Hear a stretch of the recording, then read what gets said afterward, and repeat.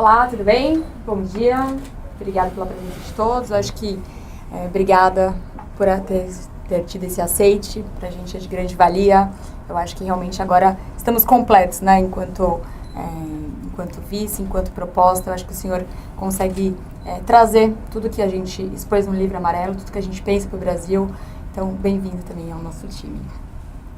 E parabéns, Renan, por essa escolha de uma maneira tão Renan de ser. Com nenhum diálogo com o time, mas eu acho que as coisas que a gente faz são sempre muito espontâneas. Acho que hoje eu queria contar para vocês um pouco a história disso. Mas eu acho que para funcionar melhor, acho que para a gente combinar aqui, vocês sabem, estou pré-candidato à presidência da República, vai haver as convenções, serei candidato nas convenções, acho que não há muitas dúvidas internas sobre isso. Havia uma discussão interna sobre o perfil do vice. Né? E nós sempre colocamos, o perfil do vice tinha que ser um perfil complementar, no sentido de que o discurso nosso central hoje é um discurso que fala sobre enfrentamento a privilégios, combate à corrupção e destruição do crime organizado no nosso país. E alguém teria que ser complementar mostrando mestria nesse tipo de combate. Então havia alguns nomes e o nome do Haroldo já era um destes, já estava dentro do nosso leque.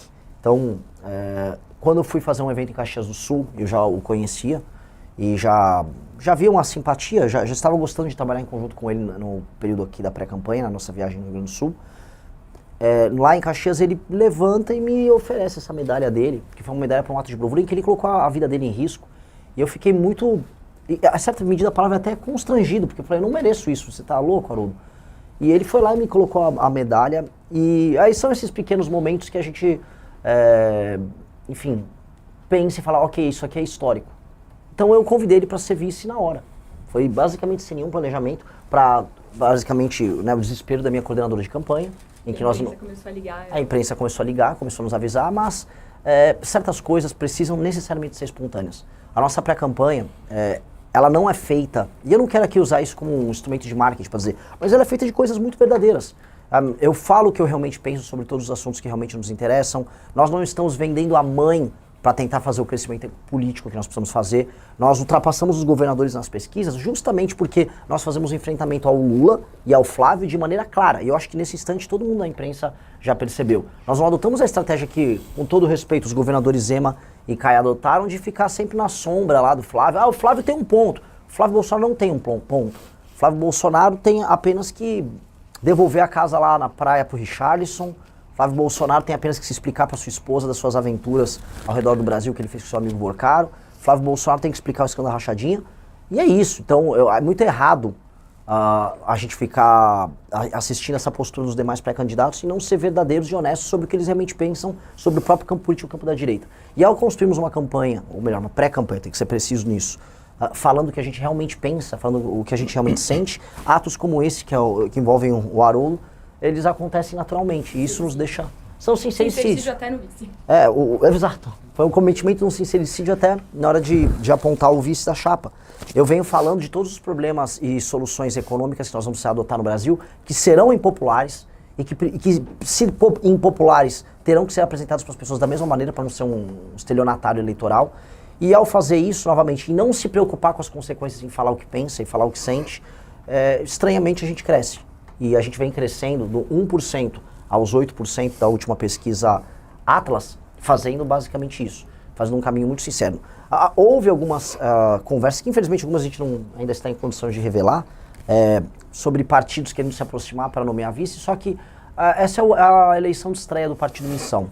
A gente não está afim, não estava em nenhum momento afim de comprometer a nossa atuação com práticas que a gente não concorda, especialmente práticas do ponto de vista eleitoral. Nós não queremos nos comportar aqui como os únicos puros, os únicos perfeitos, mas a classe política brasileira ela está muito viciada no método eleitoral presente. E a gente fala não só da compra de votos, que é a premissa, a base do modelo eleitoral que nós temos aqui, mas também de um uso extensivo de dinheiro, compra de influenciadores que não bate com a gente. Então a gente falou, não será assim, vamos fazer uma chapa pura. E nesse sentido, a aproximação com o Haroldo foi muito, muito natural. Foi um processo natural. Eu acho que precisava alguém complementar. Meu maior problema é um problema de validação. Se eu fosse falar em termos meramente eleitorais, validação e aceite por parte das pessoas mais velhas. né, as pesquisas nos mostram que há um gap de gênero, de sexo aqui, coloquem o termo que preferir, mas quando a gente vai se aproximando das mulheres que realmente nos conhecem, a gente vai bem. O problema, de fato, é uma validação dentre as pessoas mais velhas, dado que eu sou um pré-candidato mais jovem e que desafia, em grande medida, os dois ídolos das pessoas mais velhas. O Lula, ele vai muito bem entre as pessoas com mais de 60 anos, e o Flávio Bolsonaro vai por causa do pai também, com as pessoas de 50 anos para cima. E o recado que está dado nisso é como se eu fosse um jovem desafiante junto aos ídolos dessas figuras. Então, uma figura como o do Haroldo é muito importante para mostrar que as pessoas mais velhas não precisam ficar presas nessa dicotomia. Os mais jovens, como a pesquisa Atlas mostrou, não estão presos. A dicotomia e a tal da polarização, quem quebrou fomos nós entre os mais jovens. Isso precisa ficar muito claro. Não foram nossos adversários, todas aquelas construções de Simone Tebet da última eleição, ou mesmo o desenho dos governadores, aquilo fracassou. O que a pesquisa Atlas, agora dessa última semana, nos mostrou dentre os mais jovens, quem nos conhece, nós quebramos a dicotomia. A dicotomia, ela está morta e ela está sendo sepultada, e onde ainda existe a dicotomia, com o lulismo e o bolsonarismo ainda de pé, é com pessoas que ainda não nos conhecem. Então, naturalmente, nós precisamos mostrar que há uma porta de saída para esses eleitores, que eles não precisam ficar presos no engano, que é o engano do lulismo e que é o engano do bolsonarismo.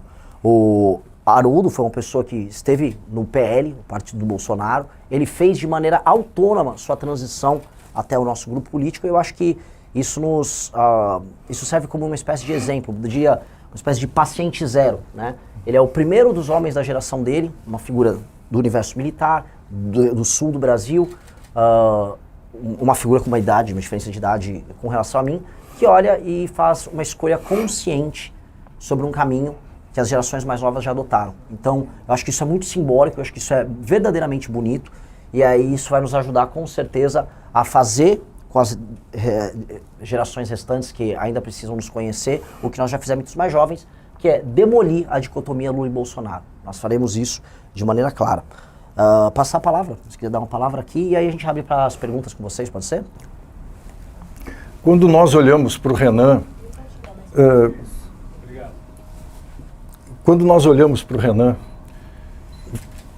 olhamos e vemos um homem de 42 anos.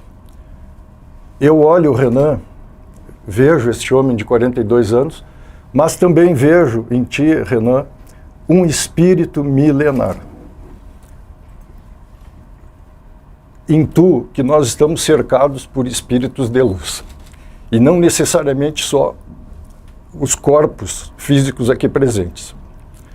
Dito isto, antes de prosseguir brevemente, quero saudar os colegas jornalistas aqui presentes. Tenho o privilégio de atuar desde 1987 como jornalista militar, convidado que fui para fazer o Jornal dos Cadetes da Brigada Militar do Estado do Rio Grande do Sul, e com uma produção profícua de jornais, livros e revistas, fiz jornalismo na UBRA e depois na Uniriter.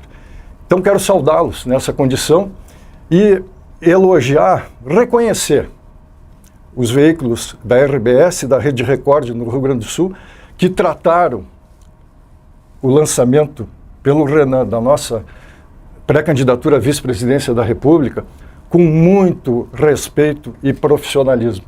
Lendo a matéria do Correio do Povo e da Zero Hora hoje, que me foi mandada por amigos do Rio Grande do Sul, eu fiquei muito emocionado com o respeito da imprensa. A responsabilidade que eu tenho como gaúcho é gigantesca. Eu não vou decepcionar os gaúchos e muito menos o povo brasileiro ao lado do Renan. E oro todos os dias para o povo brasileiro olhar com o respeito que nós olhamos para o Renan e ungí-lo com a presidência da República, porque eu sinto no meu coração. O Renan não é a terceira via.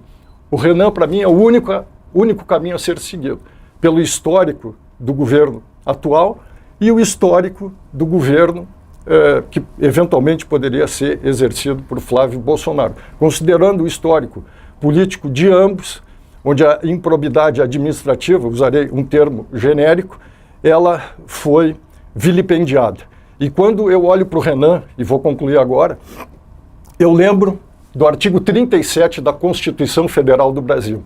Lá estão elencados os princípios básicos da administração pública.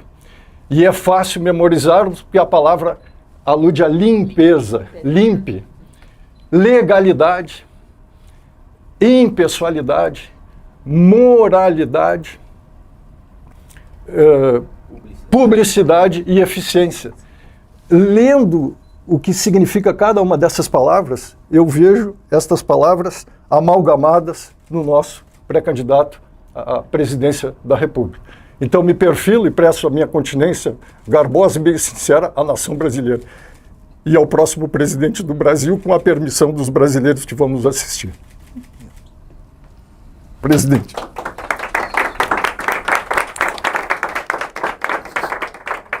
Quer falar? Então, vamos para as perguntas, ficou à disposição. Um de cada vez. Quem começa? Eu tenho uma pergunta. Coronel, por que o senhor decidiu deixar o PL?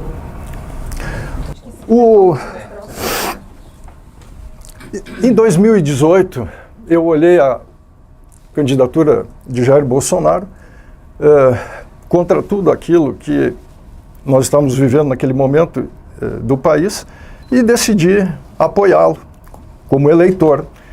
E votei no presidente e ao longo do período que se sucedeu do governo, vendo tudo aquilo que aconteceu na pandemia, por exemplo, né, vários erros estratégicos cometidos, principalmente no que se refere à saúde pública, e no exemplo que um chefe de nação deve dar para o seu povo, eu fui me decepcionando. E aí, em 2024, ainda concorri lá a vereador em Porto Alegre pelo PL, fui boicotado, o pessoal não me botou na televisão, talvez por eu ser um homem independente, né? Não me guio aí por vaidades, muito menos por aspirar a algum benefício pela candidatura. Então, vi o surgimento do Missão, agora, ano passado, um heroísmo e bravura, idealismo e destemor nessa juventude que o Renan reúne. Eu não pensei duas vezes, estava lá, gosto muito de animais, vivo resgatando cachorro na rua com a minha filha. Gostei. Fiquei feliz de saber que a Amanda também faz o mesmo. Tenho 10 cachorros que eu peguei abandonados na rua, 5 deles dormem ao redor da minha cama e me sinto muito protegido com eles. E por todas essas circunstâncias aí, eu vendo que o Missão tem esse DNA com a pureza que tem o Kim, perdoe-me, deputado, o atrevimento, eu lhe vejo, o senhor transpirando amor ao Brasil, bondade, principalmente pela sua descendência japonesa, que para nós é um paradigma de reconhecimento. Eu disse, vou lá me apresentar para o Missão, não vou só cuidar dos meus pet filhos aqui, de outras espécies, mas vamos lá ajudar esses moços e essas moças. Amanda Vettorazzo, Ana Ehring, falando contra facções criminosas. Olha a coragem das mulheres representantes do Missão, deputado Renan. Eu vou ficar lá na minha trincheira? Não, peguei, tirei o pijama, o pessoal em casa protestou um pouco, mas eu disse, não, eu vou lá me apresentar. Me apresentei, quis o destino que o Renan fizesse essa convocação agora. Eu tenho uma dúvida, eu tenho para os dois, na verdade, o senhor, há quanto tempo que o senhor está afiliado ao Missão e para o pré-candidato, para os dois também, assim, quais que serão as pautas prioritárias da chapa dos senhores? Eu vou responder a primeira pergunta e, naturalmente, o presidente tem muito mais legitimidade para falar sobre o restante da pergunta. O deputado Kim foi ao Rio Grande do Sul, dia 13 de abril, a juventude do Missão lá no estado me convidou, levei a minha filha, Natália, 29 anos, também protetora de animais, tem um banho e tosa. O Kim me encantou, eu já estava bem influenciado pela minha filha, com 29 anos. Aí depois de ouvir ele falar, foi feito um chamamento ali, Alexandre, nosso chefe do Estado-Maior aqui, do grupo do Renan, fui lá, me apresentei, me alistei no Exército da Missão. Sobre a agenda de Brasil, eu sempre coloco em todas as últimas entrevistas, já nem em ordem de prioridade, ordem de execução. Na transição a gente precisa passar a PEC do equilíbrio fiscal, que em 10 anos economiza 3,3 trilhões de reais, porque a crise fiscal que o Brasil está entrando ela é assustadora. Vocês devem ter visto os dados do CAGED, a economia brasileira já começou a travar. nós temos que fazer alterações nas leis penais, leis de execução penal e trazer o que a gente chama de direito penal do inimigo para que o presidente da República, já a partir do dia 5 de janeiro, possa iniciar um combate muito duro com relação a facções para permitir que os brasileiros possam andar na rua e usufruir da sua liberdade, que hoje é meramente nominal. Há uma sensação por parte de todos os brasileiros, em todas as viagens isso fica claro, de que nós não acreditamos mais que as coisas aconteçam aqui. De que no Brasil simplesmente as coisas vão se empurrando e elas estão indo sempre numa tendência descendente e nós nunca conseguimos resolver os problemas mais básicos da favelização das nossas cidades, do aumento da violência, da economia que nunca anda, aumento de impostos, inviabilidade das nossas cidades, do nosso modo de vida. Então, esses dois temas são dois temas centrais para que a gente possa andar. A agenda de competitividade, ou seja, reformas que mexam seja com a legislação trabalhista, investimentos na área de infraestrutura de estradas e rodagens, ferrovias, portos e energia, para que em 2 anos as atividades econômicas mais complexas possam acontecer no Brasil, um realinhamento do Brasil dentro da política internacional, dentro de uma espécie de uma nova ordem global que China e Rússia China e Estados Unidos já estarão vivendo essa guerra fria, e a questão das terras raras tem que ser muito bem ponderada aqui, porque isso representa o posicionamento do Brasil nesse mundo.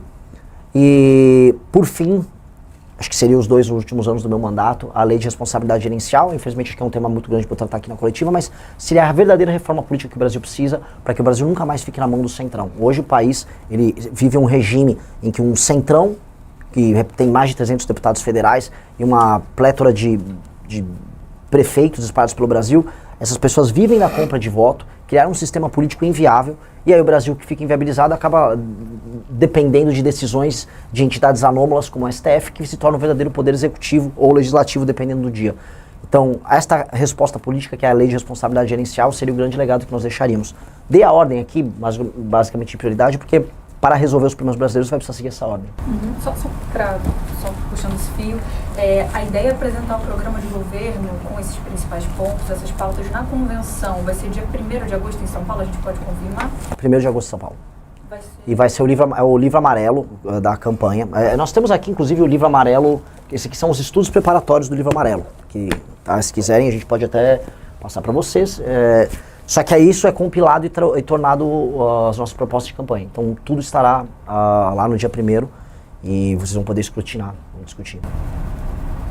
E a ideia do senhor é se mudar para São Paulo, seguir fazendo a agenda juntos, só se puderem falar um pouco dos próximos passos agora que foi definido, enfim, candidato e vice. Eu estou à disposição do Renan, do Missão, da Amanda, do Kim, Alexandre, todo esse grande time do Missão. Estou à disposição. O que o presidente precisar de mim, estou ao lado dele. Tem que se mudar agora para São Paulo ainda, né? No momento, eu tenho que me planejar um pouquinho, porque, como eu disse, 10 pet filhos em casa, mais a minha filha, mas, naturalmente, a prioridade é a nação brasileira. Estou bem representado pela minha filha lá, que ontem, ao vir para cá, já incumbi ela dessa missão. Além de cuidar dos delas, cuidar dos meus também. E uma das minhas cadelas, uma das fêmeas lá, deu cria, 6 lindos cachorrinhos que estou cuidando bem deles, e vou ficar com um que vai se chamar Missão. Uau! A estratégia e o desenho nosso é, naturalmente, em alguns eventos ele está comigo, mas a gente vai precisar fazer a cobertura de muitas ações. Então, nós temos hoje reuniões com o mercado financeiro, acho que o Kim, como nosso ministro das reformas, ele vai poder fazer essas reuniões enquanto eu estiver em viagem. Algumas ele estará comigo, outras ele participará de reuniões com os pré-candidatos a governo, ajudar nas chapas ao redor do Brasil, porque o Partido de Missão está com chapa em todos os estados. Então a ideia é justamente estarmos em lugares diferentes a maior parte do tempo. A ideia é a gente cobrir o maior número de lugares. Nós temos uma campanha, eu volto a colocar, uma campanha pobre. Como ela é pobre, não tem jatinho. Como não tem jatinho, dá para eu e ele estarem, né? Então nós vamos ter que fazer, né? Vamos ter que usar as estratégias de corpos diferentes em espaços diferentes para compensar a ausência de recursos. Mas nunca sabemos, né? Há um surto de otimismo com relação à nossa pré-campanha e acho que teremos recursos para ter uma campanha do ponto de vista logístico mais efetiva. Gostou do vídeo? Deixe o gostei, se inscreva e até a próxima.